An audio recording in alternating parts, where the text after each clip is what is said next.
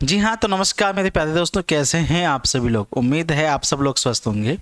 सबसे पहले तो आप सभी को रीट एग्ज़ाम जो भी विद्यार्थी देने जा रहे हैं उन सभी को बहुत बहुत शुभकामनाएं। बेस्ट ऑफ लक हमारी ओर से, परीक्षा मंच की टीम से और मेरी ओर से आप सभी को बहुत बहुत शुभकामनाएं। आज के इस वीडियो में हम जो बात करेंगे वो बात करेंगे रीट 2025 के जो नए रूल्स आए कि कौन कौन सी सावधानी आपको बरतनी है, क्योंकि अगर आप इन चीज़ों को नहीं ध्यान में रखेंगे तो हो सकता है कि वरना आपको एग्जाम में क्या नहीं मिलेगी, एंट्री नहीं मिलेगी। तो आज की वीडियो में हम यही बात करने वाले हैं। वीडियो के एंड तक बने रहिए और जिन लोगों ने अभी तक इस वीडियो को लाइक नहीं किया है वो वीडियो को लाइक करें और साथ ही अपने दोस्तों में शेयर करना ना भूलें। तो चलिए दोस्तों, वीडियो की शुरुआत करते हैं। सबसे पहले मैं आपसे बता देता हूँ कि कुछ जो बातें हैं वो आपको ये वाली बातें ध्यान रखनी है। देखिए, पहला जो पॉइंट रहेगा अपना वो ये रहेगा कि परीक्षार्थियों के लिए महत्वपूर्ण निर्देश सभी निर्देशों को सावधानीपूर्वक पढ़ें एवं पालना करें। तो वो मैं आपको समझा दूंगा। मतलब पहले वाले इस वाले रूल में हम आपसे भी ये वाली बात करेंगे कि आपको कौन कौन सी चीज़ें हैं जो लेके जानी है। तो देखिए, सबसे पहले तो आपको अपना प्रवेश पत्र आपको लेके जाना है। इसके साथ में नीला और काला ये पारदर्शी पेन, ट्रांसपेरेंट जो पेन होता है वो आपको लेके जाना है। और एक आपको फोटोयुक्त पहचान पत्र जिसमें आधार कार्ड आपका ले सकते हैं आप, या अगर आपके पास आधार कार्ड नहीं है तो आप कोई भी आपके ड्राइविंग लाइसेंस हुआ, पहचान पत्र हुआ, कोई भी एक आईडी जो राजकीय फोटोयुक्त पहचान पत्र हो वो आपको लेके जाने। इसका मतलब ये हुआ कि एक तो आपको एडमिट कार्ड लेके जाना है, एक आपको पेन लेके जाना है जो ट्रांसपेरेंट हो, साथ ही में एक आपको फोटोयुक्त आपकी एक आईडी लेके जानी है। इसके अलावा आपको कोई भी सामग्री ले जाने की अनुमति नहीं होगी।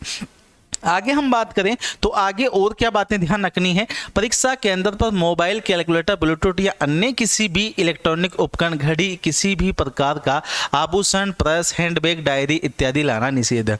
ये सब चीज़ें सबको पता होती है, पर फिर भी हम क्या करते हैं, छोटी मोटी गलतियां कर देते हैं, इन चीज़ों को वहाँ पर ले जाते हैं और फिर वहाँ पर आपको कई बार क्या होता है कि जैसे आप एग्ज़ाम देने जा रहे हैं अच्छे मूड से, बट जब आप एंट्री लेते हैं तो इन सब चीज़ों को लेकर आपकी बहस हो जाती है और उस चक्कर में कहीं ना कहीं आपका माइंड खराब होता है और उस चक्कर में आपके क्वेश्चंस गलत होने की संभावनाएं ज़्यादा होती है। तो आपको इन सब चीज़ों से बचना है। इनमें से कोई भी चीज़ आप लेके नहीं जाए, लेके भी जाते हैं तो आप परीक्षा केंद्र के बाहर इन चीज़ों को रख दें। आगे की अगर हम बात करें तो आगे आपको यहाँ पे है कि परीक्षार्थियों को परीक्षा केंद्र पर परीक्षा प्रारंभ होने के 2 घंटे पहले आपको पहुँचना।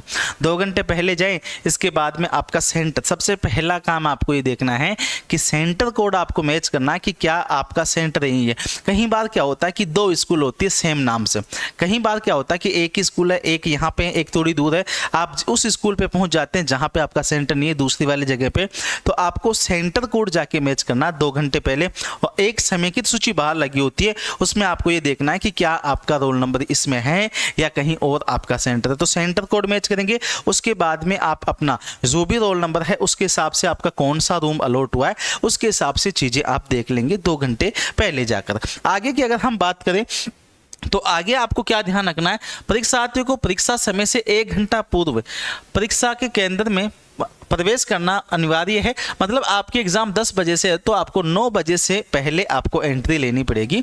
और आपका जो बाद वाला समय है 2 बजे आपकी छुट्टी होगी, तो उसके बाद में मतलब आपको 9 बजे एंट्री लेनी है और 2 बजे आपको निकलना। 10 से आपका जो 2 वाला पेपर है वो जो आपका एग्ज़ाम का टाइम है वो आपका रहेगा, बट आपको 9 बजे आपको क्या लेनी है, एंट्री लेनी है। परीक्षार्थियों को किसी भी परिस्थिति में परीक्षा समाप्ति से पूर्व परीक्षा केंद्र छोड़ने की अनुमति नहीं दी जाएगी। तो इस बात का भी आपको क्या करना, विशेष रूप से ध्यान रखना है। और आगे हम बात करें, आगे कहा गया कि परीक्षार्थी प्रवेश पत्र की कार्यालय प्रति ऑफिस कॉपी पर वीक्षक के समक्ष हस्ताक्षर स्व प्रमाणित पहचान पत्र की प्रतिनिधि कर वीक्षक को आवश्यक रूप से जमा करवाएं। आप जब एडमिट कार्ड निकलवाएंगे तो एडमिट कार्ड की 2 कॉपी होगी, एक ऊपर होगा एक नीचे होगा। तो उसमें से एक कॉपी आपके वहाँ पे ऑफिस में लेंगे तो वो आपको देनी है, आपकी जो भी वो फॉर्मेलिटी होती है वो कंप्लीट करवाने के बाद में। इसी प्रकार से आगे इन्होंने कहा कि परीक्षार्थी को प्रश्न पत्र ले जाने की अनुमति नहीं है। आपका जो पेपर है वो ले जाने की अनुमति नहीं है। परीक्षार्थी प्रश्न पत्र वीक्षक को सौंप पर ही परीक्षा कक्ष से बाहर निकले। परीक्षार्थी OMR कि मूल प्रति विकसक को जमा कराकर केवल OMR की अभ्यर्थी प्रति ही ले जा सकेंगे। मतलब आपको पेपर मिलेगा, OMR मिलेगी, तो आप पेपर सॉल्व करेंगे, OMR फिल करेंगे, देन आपको पेपर भी जमा करवाना है तो आपकी OMR भी आपको वहाँ पे जमा करवानी है। OMR की एक कॉपी जो है वो आपको मिलेगी, तो वो आपको लेकर आनी है। आगे अगर हम बात करें तो आगे आपको कहा गया कि परीक्षार्थियों को, ये बहुत बड़ी चीज़ है क्योंकि इसमें साफ कहा है कि परीक्षार्थी को shirt, T shirt, kurta, kurti, बिना जेब वाली जर्सी, स्वेटर जिसमें बड़े बटन नहीं लगे हो आदि एवं पैरों में पतले सोल की चप्पल, सैंडल पहनना अनुमत होगा। इसके अलावा जैसे आप कोई बड़े बड़े बटन हैं वो आप ऐसे चीज़ें नहीं पहन के जाएं, जिसके ज़्यादा जेब हो ऐसा कोई स्वेटर नहीं पहन के जाए, तो इस हिसाब से आपको वहाँ पे पहन के जाना है।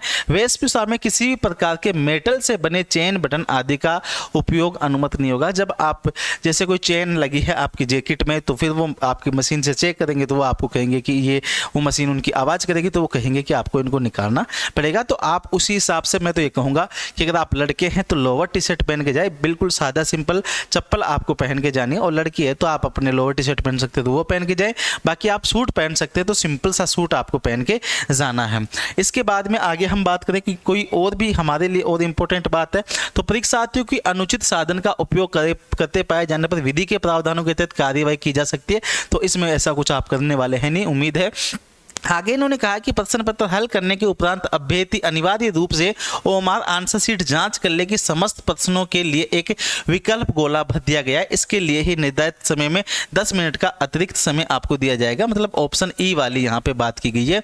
आपको ऑप्शन ई, जो क्वेश्चन आपने अटेम्प्ट नहीं किए हैं, जो क्वेश्चन आपको नहीं आते, वो ऑप्शन ई वाला करना। बाकी आपके इसमें नेगेटिव मार्किंग का जैसा कोई सीन है नहीं, तो आपको तो सब में क्या करके आना, ई वाला तो फिल करना नहीं है, सब आपको आते हैं, सब उस हिसाब से करके आना। आगे इन्होंने कहा कि निर्माणानुसार आवश्यकता वाले विशेष योग्यजन को इस परीक्षा में 50 मिनट का अतिरिक्त समय दे होगा।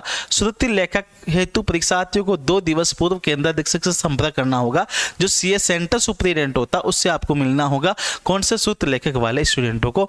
और अगर आप इसके विस्तृत निर्देश पढ़ना चाहते हैं तो आपकी जो ऑफिशियल वेबसाइट है वहाँ से जाके आप इसके जितने भी इंस्ट्रक्शन है वो पढ़ सकते हो। तो मेन ये है कि एक तो आपको ध्यान ये रखना है कि जब आप एग्जाम देने जाए तो 2 घंटे पहले जाना है, आपको सेंट्रल लिस्ट मैच करनी है, आपका जो आपकी समेकित सूची है उसमें आपका रोल नंबर देखना है। देन आपकी जब भी एंट्री स्टार्ट हो तो आप लास्ट समय का वेट ना करके आपको एंट्री लेनी है। सादा सिंपल कपड़े पहन के जाएंगे, अंगूठी, चेन, घड़ी वड़ी ऐसे जितने भी आइटम आपने बांध रखे हैं वो सब खोल के जाने घर पे। इसके अलावा आप OMR को अच्छे से फिल करके आएंगे, उसमें भी आप बहुत सी गलतियां हैं वो उन गलतियों से बचेंगे। और साथ ही में आपको क्या क्या लेके जाना है, ये सबसे बहुत बड़ी बात है, आपको पेन लेके जाना है नीला या काला जो ट्रांसपेरेंट पेन हो। ऐसा वाला पेन नहीं चलेगा जिसमें एक साइड से दूसरी साइड विजिबल हो, वो वाला पेन लेके जाना। आपको एक एडमिट कार्ड लेके जाना, एडमिट कार्ड की कॉपी, और साथ ही में एक फोटोयुक्त पहचान पत्र आपको लेके जाना जिसमें आपका Aadhaar card, driving licence, PAN card वगैरह पहचान पत्र, ये सब चीज़ें वैलिड होती है, तो वो आपको लेके जाना है। ये थी आज की वीडियो। अगर आपको वीडियो अच्छा लगे तो वीडियो को लाइक शेयर करें। साथ ही अगर परीक्षा पंच का चैनल अभी तक आपने सब्सक्राइब नहीं किया तो परीक्षा पंच चैनल को सब्सक्राइब कर ले। धन्यवाद, थैंक यू।